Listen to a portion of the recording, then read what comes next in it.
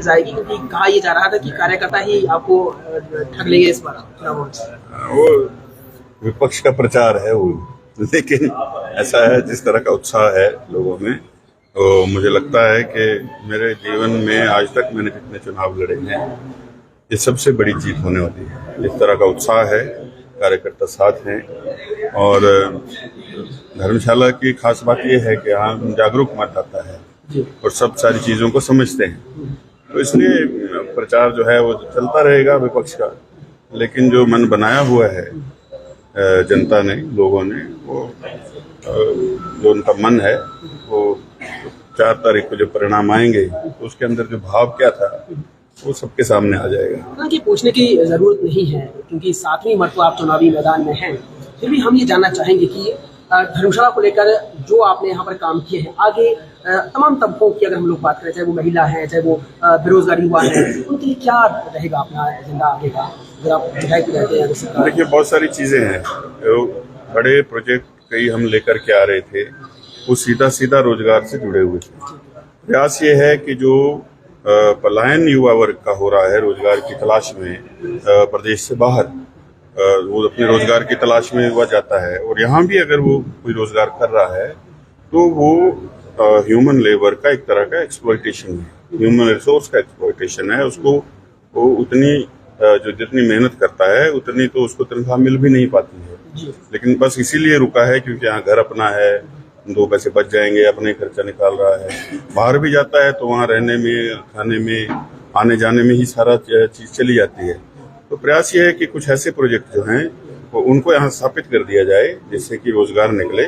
मैं नहीं कहता कि सभी को दे देंगे, लेकिन एक बड़े तबके को अगर उसमें आप दे पाएंगे तो वो बहुत बड़ा एक काम इस क्षेत्र के अंदर होगा। और जहाँ तक महिलाओं की बात है, मैं कभी भी जो 1500 रुपया देना है या कुछ भी देना, उसका पक्षधर नहीं रहा। मैं चाहता हूं कि आप उनको, अब कितने सेल्फ हेल्प ग्रुप हैं, कितने महिला मंडल हैं, कितने महिलाओं ने अपने जो हैं वो स्वयं अपने काम खोल के रखे हैं। तो अब केंद्र का जो संकल्प पत्र आया है मोदी जी का, उसमें लिखा हुआ है कि जो प्रोडक्ट बनाएंगी उसको सरकार बाय बैक करेगी उनसे और बाद में मार्केट में उसको बेचेगी। तो वो तो ये हुआ ना कि सीधे सीधे उनके आय के साधन आप बढ़ा रहे हैं, और वो अपने हाथों से कमाया हुआ इज्जत का पैसा है, किसी के आगे हाथ नहीं फैलाना है। तो इस तरह की चीजें जो है इनको इम्प्लीमेंट करना है धरातल पर, जिससे कि क्षेत्र में खुशहाली आए। सर, एक बड़ा सवाल है, मुख्यमंत्री ने सीधे आरोप लगाया है कि आपके पास बहुत ज्यादा संपत्ति है, बहुत ज्यादा जमीनों का आपने जो है वो लेन देन किया है, क्या कहना चाहिए? अब ये मैंने तो वो एफिडेविट दे दिया है इलेक्शन कमीशन को, तो उसके ऊपर जो है वो छानबीन कर ले। लेकिन यह है कि बुखलाहट में क्या कर रहे हैं, मेरे आसपास देख लेते हैं कौन कौन खड़ा है, फिर रात को फोटो दिखाई जाती है मुख्यमंत्री को, फिर पूछते हैं ये क्या करता है? सर, इसका होटल है, ऐसा लगता है इस होटल में भी सुधीर शर्मा का हिस्सा है। तो कहते हैं दूसरा कौन है? कि सर ये तो जमीनों का काम करते हैं, इसकी जमीनों के सारे कागज लेकर आओ और सुधीर शर्मा के साथ जोड़ दो, जनता के सामने मैं कहूंगा कि ये सारा काला धंधा है। किसी की गाड़ी में बैठ जाते हैं तो कह देते हैं ये गाड़ी भी सुधीर शर्मा की है। तो ऐसा है, तो जो मर्जी कर लें, उनको कुछ मिलने वाला नहीं। वो बड़ा शोध कर चुके हैं यहाँ, 3-4 दिन जब रुके बीच में, तो बहुत सारे लोगों को बुला करके कहा कि भाई कुछ ना कुछ कमजोरी बताइए। एक व्यक्ति को तो ये कह दिया, आप और सुधीर शर्मा तो रियल एस्टेट का काम इकट्ठा करते हैं मिलकर। उसने कहा सर मेरा तो वो काम ही नहीं है, मैं तो होटल चलाता हूँ। तो जब ये जानकारी जिस व्यक्ति को ये पता नहीं चला, उसके 9 विधायक कब चले गए, तो वो इस तरह की भुखलाहट में बातें कर रहे हैं। और निशाना उनका सीधा धर्मशाला है, क्योंकि वो जानते हैं कि ये थोड़े बहुत दिन गिने चुने हैं, ये सरकार नहीं चलेगी।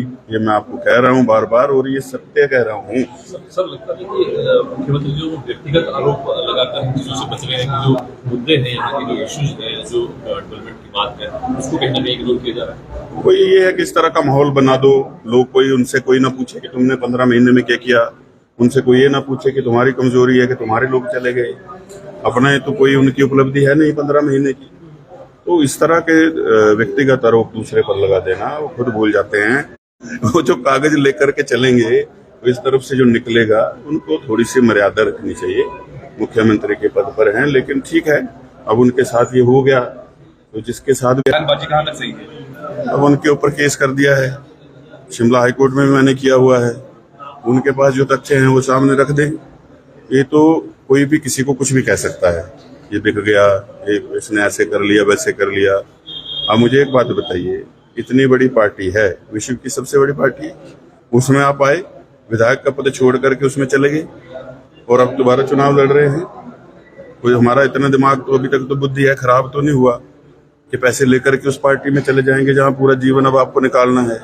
क्या बात करते रहते हैं। मतलब आप उससे खुद सोच सकते हैं कि व्यक्ति का मानसिक संतुलन कैसा है।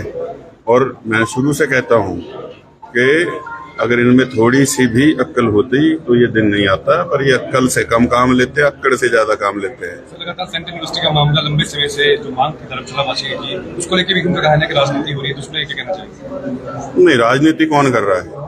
पैसे उन्होंने नहीं दिए, औपचारिकताएं हमने पूरी कर दी थी। जगह जो चिन्हित की वो मेरे समय में हुई, वीरभद्र सिंह मुख्यमंत्री थे, उनके साथ हम वहां गए थे, उसकी सारी फोटो हैं, दस्तावेज हैं, पूरे कागज हैं। और ये तो इनकी ही जो है वो जो जिस तरह का इनका प्रशासनिक जो पकड़ कमजोर है, उस वजह से ये ढुलमुल रवैया रहा। जब इनके पास सेक्रेटरी सचिव फाइल लेके गए थे शिक्षा के, तो इन्होंने कहा कि केंद्रीय विश्वविद्यालय तो केंद्र पैसा क्यों नहीं दे रहा। इस मुख्यमंत्री को यही पता ना हो कि भाई ये तो प्रदेश का दायित्व बनता है। तो ये चीज है, इसको समझने उनको देरी हो गई है और अब तो गाड़ी छूट चुकी, अब तो ये सरकार रहने वाली है ही नहीं। तो इसलिए सारी बौखलाहट सुधीर शर्मा के ऊपर ही है। मैं पहले भी अपने लोगों से कह रहा हूँ, हम लोग कांग्रेस के प्रत्याशी के साथ तो चुनाव लड़ ही नहीं रहे। यहाँ सुखविंदर सिंह सुक्खू मुख्यमंत्री के खिलाफ उनकी सरकार